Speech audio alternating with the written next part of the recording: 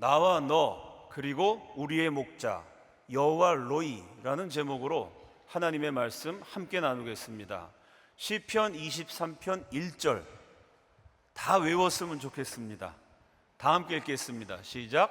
여호와는 나의 목자시니 내게 부족함이 없으리로다. 하나님이 나의 목자가 되어주셔서 나의 모든 필요를 채워주십니다. 그래서 나에게는 부족함이 없다는 신앙 고백입니다. 하나님의 채워주심을 개인적으로 경험한 시인의 노래인데 이 구절에 쓰인 표현이 독특합니다. 이스라엘 민족이 애굽을 탈출해서 광야에서 40년을 살았습니다. 40년의 마지막 순간 최고 지도자였던 모세가 지나간 세월들을 회고하면서 백성들에게 연설을 하죠. 신명기 2장 7절입니다. 내 하나님 여호와께서 내가 하는 모든 일에 내게 복을 주시고 내가 이 큰 광야에 두루 다님을 알고 내 하나님 여호와께서 이 40년 동안을 너와 함께 하셨으므로 내게 부족함이 없었느니라.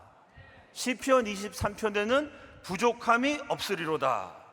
신명기 2장에서는 부족함이 없었느니라. 요 두 동사의 어근이 똑같이 하세르, 같은 단어입니다.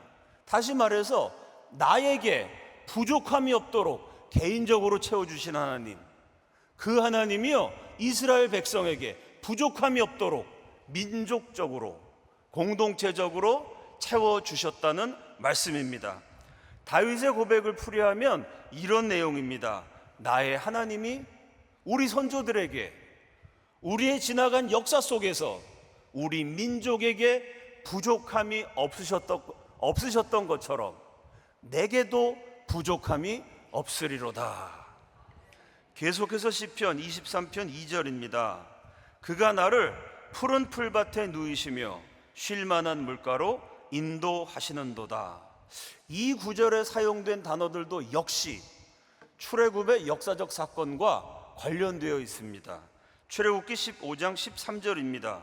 주의 인자하심으로 주께서 구속하신 백성을 인도하시되 주의 힘으로 그들을 주의 거룩한 처소에 들어가게 하시나이다. 시편 23편에 인도하시는도다. 출애굽기 15장에 인도하시되 히브리어로 똑같이 나할, 같은 단어입니다. 다윗은 하나님이 나를 인도하셨다고 고백하는 동시에 그 하나님이 우리 조상들을 인도하셨고 우리 민족을 인도하셨다고 지나간 역사를 기억합니다. 그러면 하나님이 어디로 인도하실까요? 출애굽기에서는 이스라엘 백성들을 거룩한 처소로 인도하시되 이렇게 되어 있습니다. 시편에서는 푸른 풀밭으로 인도하신다 이렇게 고백합니다. 거룩한 처소와 푸른 풀밭, 다른 장소인 것 같습니다. 그런데 출애굽기의 처소, 거룩한 처소로 인도하셨다고 말할 때의 그 처소로 하는 단어는요 목초지 또는 풀밭이라고도 번역할 수 있는 단어입니다. 다시 말해서 하나님이 애굽에서 노예 상태에 있던 이스라엘 백성들을 구출하셨습니다. 어디로 인도하셨냐면 거룩한 처소로, 거룩한 목초지로, 거룩한 풀밭으로 인도하셨습니다. 그곳이 어디일까요? 젖과 꿀이 흐르는 땅 가나안입니다. 실제로 하나님이 약속의 땅을 그들에게 주셨어요. 그곳이 왜 그냥 보통 목초지가 아니고 그냥 목초지가 아니고 거룩한 처소이고 거룩한 목초지일까요? 거룩하다는 말은 하나님이 개입하셨다는 얘기입니다. 하나님이 따로 뚝 떼어서 구별하시는 작용, 이게 거룩입니다. 하나님이 그 땅을 따로 거룩하게 구별하셨습니다. 어떻게 구별하셨죠?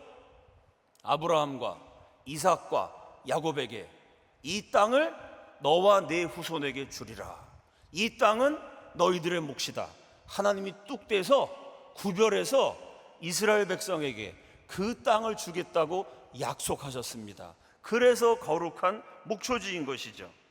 하나님이 이스라엘 백성을 거룩하게 구별한 목초지로 인도하셨습니다. 마찬가지로 하나님이 다윗을 푸른 목초지로 인도하셨습니다. 내가 만나고 내가 체험한 나의 하나님이 우리 민족의 역사 가운데 함께 하셨던 바로 그 하나님, 우리 조상들의 하나님이요 이스라엘 공동체의 하나님이라고 다윗은 시편에서 고백합니다. 계속해서 시편 23편 3절 다 함께 읽습니다. 시작.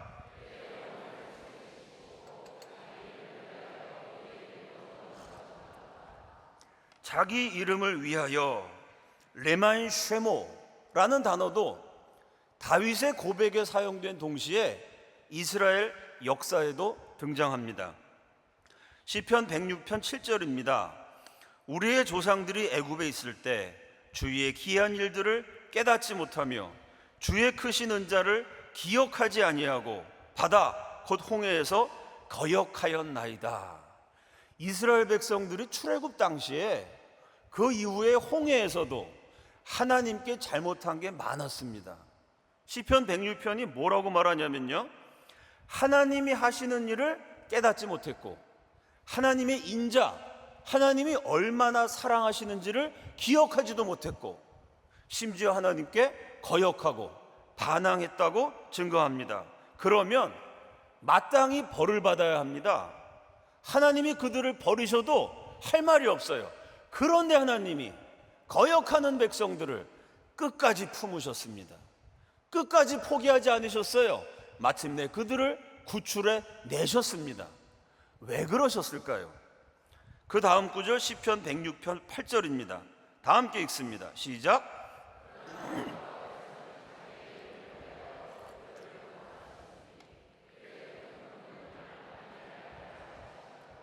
하나님이 거역하신 백성을 구출하신 이유가 그들의 이름을 위하여, 그들이 자랑하도록, 그들이 얼마나 뛰어난 존재인지를 과시하도록 구출하신 것이 아닙니다. 그들의 이름을 댈 게 없어요. 그들의 이름을 말할 수가 없습니다. 하나님 앞에 무수하게 잘못했어요. 그런데도 구원해 주신 이유는 여기 똑같은 단어가 나옵니다. 레마인 쉐모, 자기 이름을 위하여 구출하셨다는 얘기입니다. 뭐라고 되어 있냐면 자기의 이름을 위하여 그들을 구원하셨으니 그의 큰 권능을 만인이 알게 하려 하심이로다. 이스라엘 백성을 통해서 하나님의 이름을 천하 만국의 모든 백성들에게 전하기를 원하셨습니다. 이스라엘을 거역했어요. 근데 하나님이 그들을 용서하셨습니다. 이 사건을 다른 민족이 보면서 하나님이란 분이 계시는구나, 그 하나님은 죄를 용서해 주시는 좋으신 아버지이시구나, 이스라엘의 역사를 통해서 하나님을 알 수 있습니다. 이스라엘이 반역했어요. 그런데도 하나님이 그들을 구원해 주셨습니다. 역시 그들의 여정을 보면서 다른 민족들이 하나님의 이름을 알 수 있어요. 우리를 구원해 주시는 분, 구원자가 되시는 분, 지옥불에서 건져내시는 분, 그분이 하나님이시구나. 만인에게 하나님의 이름을 알리기 위해서 거역하는 백성을 용서하셨고 반역하는 백성을 사랑하심으로써 하나님이 사랑이시고 용서의 주인 되심을 천하 열국에 드러내셨습니다. 다윗도 마찬가지입니다. 다윗도 실수할 때가 있어요. 끔찍한 범죄를 저지르기도 했습니다. 2주 전에 우리가 그 말씀을 나눴죠. 하나님이 주인 되시고 하나님이 문장의 주어가 되셔서 하나님이 먼저 행하실 때 목자이신 하나님을 다윗과 저와 여러분이 따라가면요, 푸른 초장, 잔잔한 시냇 물가에서 만족을 누리게 됩니다. 그렇게만 살면 좋은데 인간이 정답만을 따라가지는 않습니다. 오답을 좋아하고 오답을 위해서 헌신하기까지 하지요. 하나님을 제쳐놓고 내가 먼저 나섰어요. 내가 주어가 됐습니다. 시편에 뭐라 그랬냐면 내가 라는 말이 먼저 나오니까 그 다음에 사망의 음침한 골짜기로 다닐지라도, 하나님 말씀이 아니고 자기 뜻대로 하다가 한 발 미끄러지면 수렁에 처박혀서 헤어날 길이 없는 기가 막힐 웅덩이에 빠질 수 있는 사망의 음침한 골짜기, 그 아슬아슬하고 위태위태한 지경까지 다윗이 섰습니다. 근데 거기서 떨어지지 않았어요. 거기서 죽지 않았습니다. 살아났습니다. 어떻게 가능했냐면 자기 이름을 위하여 의의 길로 인도하시는도다.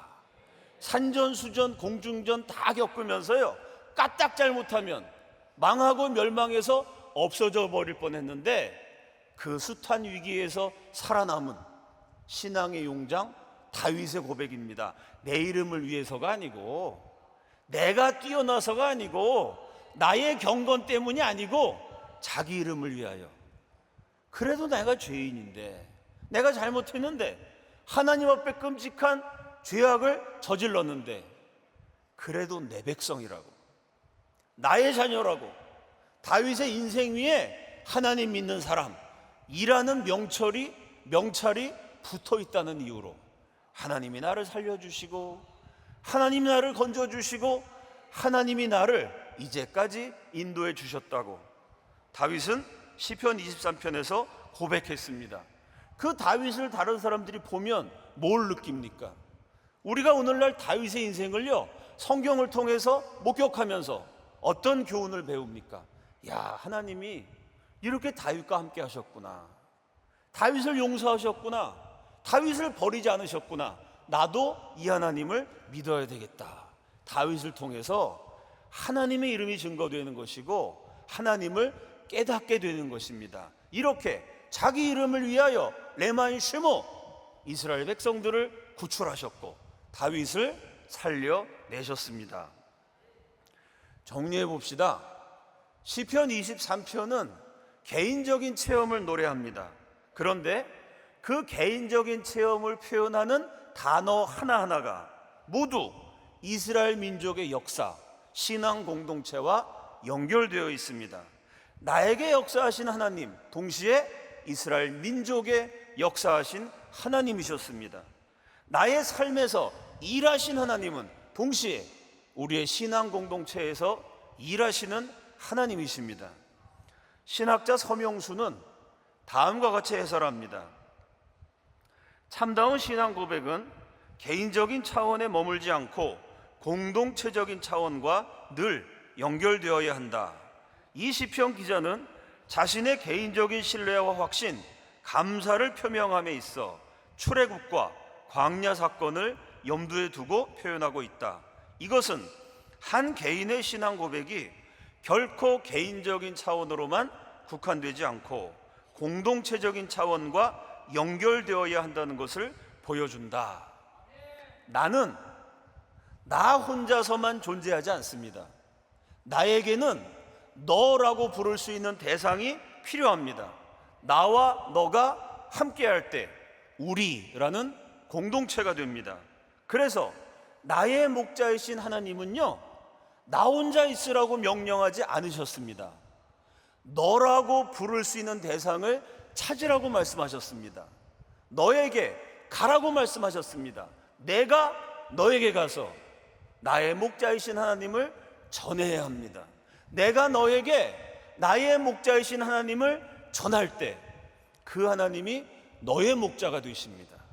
나의 목자가 되신 하나님, 그리고 너의 목자가 되신 하나님, 나와 내가 한 하나님을 목자로 모실 때 우리라는 이름의 신앙의 공동체가 형성됩니다. 1853년에 태어난 조세핀 캠벨은 신앙의 명문가 출신이었습니다. 그녀의 외할아버지가 미국 감리교회 최초의 신학 박사였고 대학교의 총장으로 사역했습니다. 아버지 브라이언트 필은 LA, 로스앤젤레스의 판사였고요. 어머니는 저명한 사회사업가로 보육원 원장으로 섬겼습니다. 남편도 잘 만났어요. 알론조 캠벨도 유명 인사였습니다. 문필가인 동시에 신문을 발행하는 언론인이었고 LA에 있는 윌슨 대학교 학장이었으며 로스앤젤레스 역사상 최초로 감리교회를 세운 목회자였습니다. 여러 가지 면에서 뛰어난 성과를 남겼던 팔방미인이었습니다. 교사였던 조세핀과 목회자였던 알론조가 결혼해서 아들 하나, 딸 하나를 두었습니다. 누가 봐도 참 배운 사람들, 좋은 집안 사람들, 예수 잘 믿는 사람들, 선망의 대상이었습니다. 실제로 두 사람이 결혼할 때 LA 지역에 언론에 보도가 될 만큼 참 사람들이 부러워했던, 화제가 되었던 커플입니다. 그런데 1885년에 아들이 병으로 죽었습니다. 4달 있다가 남편이 폐결핵으로 사망했어요. 그 이듬해 하나 남아있는 딸마저 세상을 떠났습니다. 결혼하고 8년 만에 아들, 남편, 딸이 차례로 떠나고 33살 조세핀 캠벨 홀로 남겨졌습니다. 그녀는 깊은 슬픔 속에서, 처절한 고통 속에서 하나님께 매달립니다. 훗날 캠벨은 자신의 인생에서 가장 괴로웠던 시절 하나님께 드렸던 기도를 이렇게 회고했습니다. 저는 천국이 더 가까워진 것을 발견했고 하나님을 위한 일로 나의 빈손을 채워달라고 간구했습니다. 한때는 집안이 꽉 차 있었습니다. 아들이 장난치는 소리, 딸아이가 까르르 귀엽게 웃는 소리, 남편의 자상하고 따뜻한 목소리로 집안이 훈훈하고 꽉 차 있는 것처럼 느껴졌어요. 근데 차례로 세상을 떠나서 텅 비어버렸습니다. 빈손이 되어버렸어요. 그때 조세핀 캠벨이 하나님, 나의 텅 빈 인생을 하나님으로 채워주옵소서, 나의 비어있는 손을, 빈손을 하나님의 일로, 하나님의 뜻을 이 땅에서 이루는 일로 채워주옵소서. 참 감동적인 기도를 올립니다. 이 기도가 어떻게 응답이 되었냐면 1887년에 조세핀 캠벨이 선교의 소명을 받고 중국 선교사로 파송됩니다. 중국에서 그녀는 깊은 신앙심과 따뜻한 인격으로 많은 사람들에게 감동을 주었습니다. 선교라는 것이 예나 지금이나 굉장히 어렵고 그 당시에는 선교하다가 죽는 사람들도 많았던 시절입니다. 성과가 별로 나지 않는 사역인데 조세핀 캠벨은요, 가는 사역지마다 열매가 주렁주렁 맺혀서 가장 성공적인 선교자로 많은 사람들에게 인정을 받습니다. 10년이 지난 1897년 조세핀 캠벨이 속한 미국 남감리교 해외 여선교부의 연회 기록에 그전까지 한 번도 언급되지 않았던 나라, 알려지지 않았던 미지의 왕국이 최초로 등장합니다. 1800만 명의 인구가 사는 코리아는 이제 기독교가 다가설 수 있게 되었고 우리 남감리회 선교본부는 선교를 시작했다. 미국의 남감리회 교단이 한국 선교를 시작하면서 누구를 개척자로 파송할 것이냐 책임자가 의논을 했는데요, 만장일치로 지나간 10년 동안 중국에서 사역을 제일 잘했던 조세핀 캠벨을 선출합니다. 1897년에 그녀가 조선에 도착해서 서울에서 살게 됩니다. 그 당시 우리나라에는 수도시설이 없었습니다. 특히나 많은 인구가 밀집해서 살고 있었던 서울에서는요, 마실 수 있는 물이 턱없이 부족했습니다. 물이 없어서 제대로 처리가 되지 않은, 요즘 기준으로 하면 도저히 마실 수 없는 흙탕물, 구정물에 가까운 세균이 득실거리는 물을 먹다가 배탈이 나고 병이 나고 심지어 사람이 죽는 일도 있었습니다. 그래서 조세핀 캠벨이요, 서울에 와서 제일 먼저 한 일이 우물을 파는 작업이었습니다. 아주 크고 깊은 우물을 팠는데 거기서 맑고 시원한 물이 콸콸 쏟아져 나왔습니다. 조세핀 캠벨이 낮이고 밤이고 대문을 활짝 널어놨어요.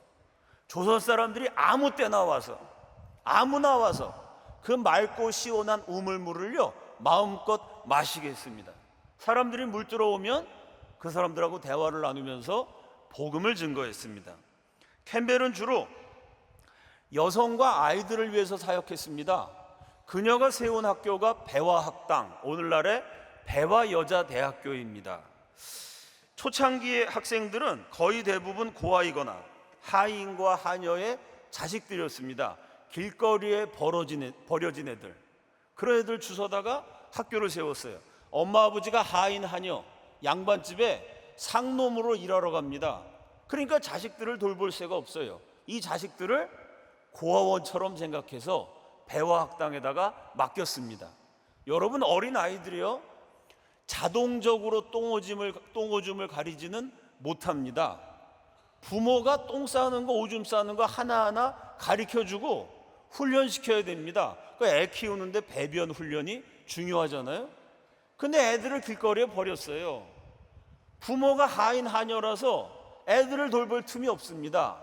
그게 말이 배화학당이지 사실상 고아원이나 다름없습니다. 거기 처음 입학한 아이들이 6살, 7살, 9살, 제일 큰 아이가 12살인데 부모의 보살핌을 받지 못했으니 대소변을 가릴 줄 아는 아이가 없었답니다.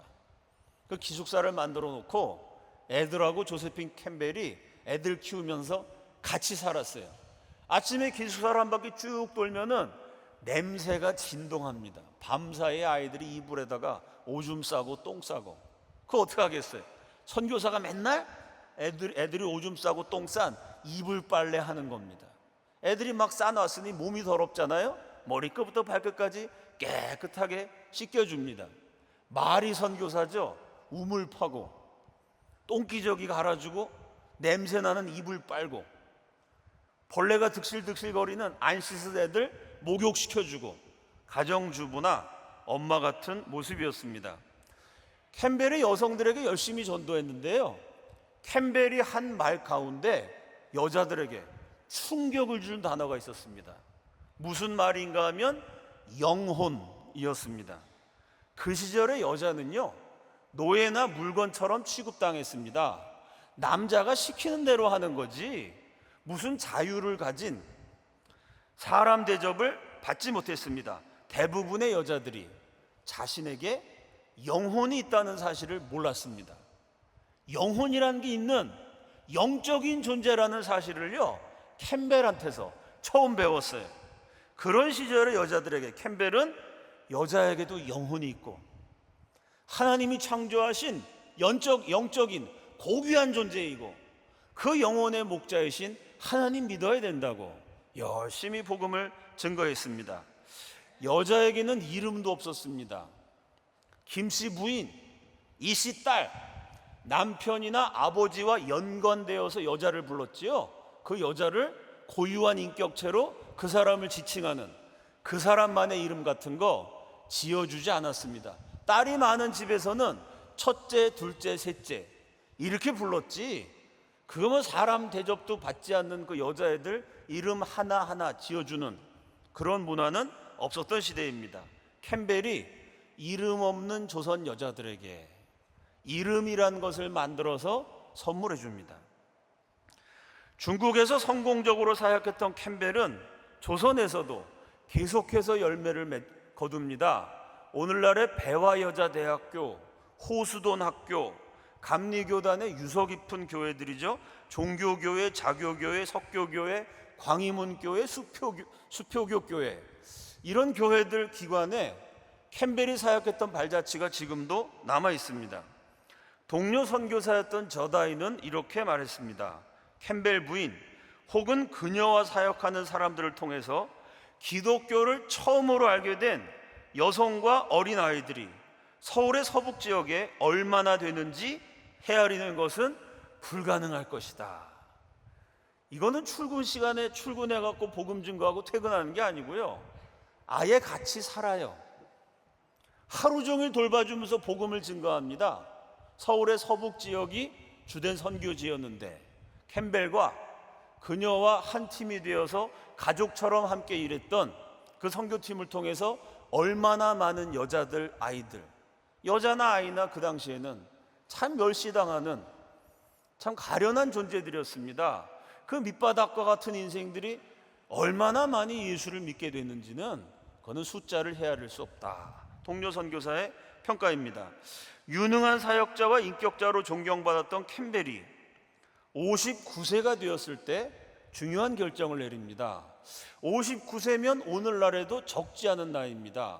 지금부터 100년 훨씬 더 전의 이야기이기 때문에 그 당시 59세면요 평균 연령이 굉장히 낮았던 시대죠. 지금으로 말하면 79세, 89세라고 말해도 과언이 아닌 그런 고령입니다. 그 나이는 은퇴해야 될 나이인데 오히려 더 위험한 모험을 합니다. 안정된 사역지였던 배화학당의 학당직, 자골교회의 사역자 자리에서 스스로 물러납니다. 자기가 세운 학교예요. 자기가 세운 교회입니다. 거기서 뭐든지 리더가 되어서 편안하게 사역할 수 있어요. 사표 내고 어디로 갔냐면 서울의 밑바닥으로 갑니다. 가난한 사람들이 모여 살던 서울의 빈민가 천계천에서 사역을 합니다. 쓰레기 더미 위에 세운 교회에서 여성 사역을 했어요. 하루 종일 가난하고 굶주리고 냄새나는 조선 사람들 찾아다니면서 집안일도 도와주고 먹을 것도 주고 마실 것도 나누어주면서 열심히 복음을 증거했습니다. 64세에는 세브란스 병원의 부탁을 받아서 간호사 양성학교에 사감이 됐습니다. 이때도 마찬가지. 캠벨이라는 선교사의 특이한 점, 그냥 선교만 한 것이 아니라 같이 살면서 선교했어요. 기숙사에 사감으로 들어가서 손녀뻘 되는 여학생들과 같이 먹고 같이 자고 같이 대화하고 같이 웃고 같이 눈물을 흘리면서 열심히 복음을 증거했습니다. 조세핀 캠벨에 대한 기록을 보면 독특한 단어가 계속 반복됩니다. 후배 여선교사였던 하운셀 이렇게 기록했습니다. 우리의 선배이신 캠벨이 아니고 우리의 어머니인 캠벨. 저술가인 제이비 콥은 캠벨이 길러낸 아주 뛰어난 제자 두 사람, 중국인 도라 유와 한국인 유경상에 대해서 기록했습니다. 도라 유와 유경상은 이분들을 연구한 논문이 있을 정도로 중국과 한국의 선교 역사에 획을 그은 아주 중요한 인물들입니다. 이 두 사람을 캠벨 선교사가 길러냈어요. 캠벨의 제자 두 사람에 대해서 기록하면서 이렇게 말합니다. 캠벨의 변하지 않는 믿음과 삶의 순수성, 성숙한 인격이 낳은 역량에 대해서 이 두 명의 비범한 그리스도인들보다 더 강한 증거는 없을 것입니다. 이들은 중국과 한국의 부흥과 구원에 최고의 열정을 쏟아부으며 자신을 드렸습니다. 참 위대한 사역을 한 인물들인데요. 공통점, 그리고 각각 자신의 양어머니가 조세핀 캠벨이라고 자랑스럽게 말하곤 합니다. 우리 스승님, 선생님, 나에게 복음을 전해주신 선교사님인데 그렇게 부르지 않고 양어머니, 나를 낳아주신 어머니가 있고 나를 복음으로 양육해 주신 양어머니다 이렇게 불렀다는 거예요. 캠벨 자신은 세브란스 간호학교 학생들에 대한 보고서에서 이렇게 기록했습니다. 우리 소녀들은 저를 영어로 AMONI, 그대로 발음하면 아모니라고 발음하는데요, AMONI면 어머니라고 발음할 수도 있는 철자입니다. 학생들이 사감님, 선교사님이라고 부른 것이 아니라 어머니라고 불렀다는 얘기입니다. 캠벨이 가는 곳마다 만나는 사람마다 캠벨을 기억하면서 어머니, 어머니, 그분은 어머니셨다라는 기록을 공통적으로 남겼습니다. 미국에서 아들을 잃었는데 한국에서 수많은 아들을 만났어요. 미국에서 하나 남았던 딸을 잃었는데 한국에서 어머니라고 부르면서 눈물을 흘리는 수많은 딸들을 만났습니다. 텅 빈 인생이 되었을 때 나의 빈손을 채워 주옵소서 기도했던 그녀에게 하나님이요 많은 아들을 주시고 딸들을 주시고 사라져버린 가족들을 다시 만나게 해주신 기도 응답인 줄로 믿습니다. 아들도 죽고 딸도 죽었던 비련의 여인이 조선 사람들의 어머니가 되었습니다. 64세의 캠벨이 조선사역 20주년을 맞이했습니다. 그때 그녀는 교회 다니지 않는 사람들도 다 존경하는 아주 조선 사회의 유명한 그런 인물이었습니다. 그래서 일반 신문에서도 조셉 캠벨의 20주년 사역을 기념해서 특집 기사를 실었습니다. 1917년 11월 11일자 매일신보에 조세핀 캠벨과 기자의 인터뷰 기사가 실려 있습니다. 그 중에 이런 대목이 있습니다. 조선 나와 20년을 분투하는 동안에 고생도 많았을 것이요, 또는 즐거운 미국에 고향으로 돌아가고 싶은 마음이 없는가 물은즉 아니요, 별로 고생한 일이 없습니다. 그리고 또 여기는 우리 집이올시다. 미국에는 친구도 많이 있지만은 여기가 우리 집이니까 언제까지든지 여기서 지내겠습니다 하며 종신토록 조선을 위하여 분투할 결심이 보인다. 세상에 조세핀 캠벨처럼 고생을 많이 한 여자가 얼마나 있을까요? 보통 집안 사람입니까? 할아버지가 대학교 총장, 아버지는 판사, 남편은 학장 겸 언론인. 이런 집안의 여자가요, 아프리카보다 못 살던 한국 땅에 왔습니다. 애들 똥기저귀 갈아주고 냄새나는 이불 빨고 벌레가 득실득실 거리는 애들 머리부터 발끝까지 목욕시켜주고요, 우물 파주고요, 쓰레기 더미 위에 세워진 교회, 거기서 같이 먹고 같이 살면서 그 냄새나는 가난하고 굶주린 조선 사람들 열심히 돌봤습니다. 이만저만한 고생이 아니에요. 그래서 기자가 참 마음에 측은한 마음이 들어서 아이고, 조선 오셔서 20년 고생이 많으셨습니다 라고 얘기했더니 아니요, 별로 고생한 게 없습니다. 고생을 고생으로 여기지 않았습니다. 왜일까요? 여기 엄마들 많이 앉아 계시죠? 아기가 똥을 쌌어요. 냄새가 납니다. 그때마다 아기 엉덩이를 한 대씩 때리시죠? 이 불효자식아, 엄마한테 냄새를 피우다니. 너 때문에 내가 이렇게 냄새나는 더러운 거 하잖아. 화내는 엄마 없습니다. 아이고, 우리 아들이 우리 딸이 잘 먹고 잘 싸는구나. 애가 건강해서 배설을 잘하면요, 그걸 기뻐합니다. 애가 소화를 제대로 못하고 그래가지고 애 대변 좀 보게 해달라고 기도하시는, 저한테 기도 부탁을 했던 그런 어머니들도 실제로 많이 있습니다. 밥을 차려주면서 내가 이 시간에 친구들하고 마실 가갖고 수다 떨고 놀아야 되는데 어쩌자고 이 아들놈이 하나 태어나고 딸이 하나 생기는 바람에 내가 맨날 얘들 밥이나 차려주는 식모가 됐네. 이러고 밥 먹을 때마다 엄마들이 화를 냅니까? 그래도 아들이 있어서 딸이 있어서 엄마가 돼서 밥 차려주는 거, 이걸 오히려 행복으로 엮이고 기뻐합니다. 무슨 얘기인가 하면요, 그 똥기저귀 갈아주고 밥 차려주고 목욕 시켜주는 게 사실은 고생인데 내 아들이면, 내 딸이면, 내가 엄마가 되면, 엄마의 마음을 가지면 사랑하기 때문에 그게 고생이 고생 같지가 않습니다. 캠벨이 그 얘기한 거예요. 아니요, 내가 사랑하는 조선의 아들, 딸들을 내가 열심히 섬겼는데 하나님이 나에게 행복을 주셨는데 감사한 거지. 별로 고생한 거 없습니다. 미국 가고 싶지 않나요? 아니요. 모든 면에서 미국이, 지금도 미국 가고 싶어 하지 않습니까? 한국 사람들이. 그 당시에 미국과 한국은 하늘과 땅 차이인데 여기가 내 집인데, 여기 내 아들들이 있고 내 딸들이 있고 우리 가족이 있는데 어딜 갑니까? 이 신문 기사의 제목이 조선은 우리 집이올시다. 모든 것을 바쳐서 헌신했던 그녀에게도 인생의 황혼이 찾아왔습니다. 1920년에 안식년을 맞아서 미국에 있는데요, 자꾸 아파요. 치료도 받고 수술도 받았는데 한계가 있습니다. 의사가 얘기합니다. 여생이 얼마 남지 않았습니다. 한국까지 마시고 선교를 정리하십시오. 이제 남은 인생을 떠나갈 준비를 하셔야 합니다. 캠벨이 의사에게 이렇게 대답합니다. 나는 한국을 위해서 헌신한 사람입니다. 그러니 내가 죽어도 한국 땅에서 죽는 것이 마땅합니다. 67세의 나이에 안식년 마치고 다시 한국으로 돌아왔습니다. 몇 달 동안 열심히 한 명이라도 더 구원받게 하려고 복음을 증거하고 선교 사역을 했어요.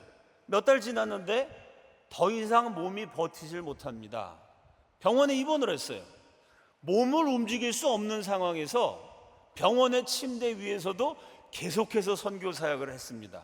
아니, 몸을 움직일 수 없는데, 병원 밖으로 나갈 수 없는데 어떻게 사역했을까요? 하나님 모르는 조선 사람, 한 사람이라도 예수 믿고 구원받게 하여 주시옵소서. 내가 돌아다닐 수 있을 때, 걸어 다닐 수 있을 때 전도했던 아무개 부인, 그 집 남편이 아직도 예수 안 믿는데 꼭 교회 나오게 역사하여 주시옵소서. 침대에 누워서 예수 안 믿는 조선 사람들의 구원을 위해서 열심히 기도했습니다. 기도라는 것도 의식이 있을 때 할 수 있는 겁니다. 말을 할 수 있고 말을 들을 수 있고 의식으로 분간이 돼야 기도라는 것도 하죠. 의식이 없어지면, 말을 못하게 되면 기도할 수도 없게 됩니다. 마지막 순간이 됐어요. 의식을 잃어버리기 직전, 말이라는 것을 할 수 있을 때 조셉 캠벨이 이 땅에 살아가는 동안 마지막 말, 유언을 남깁니다.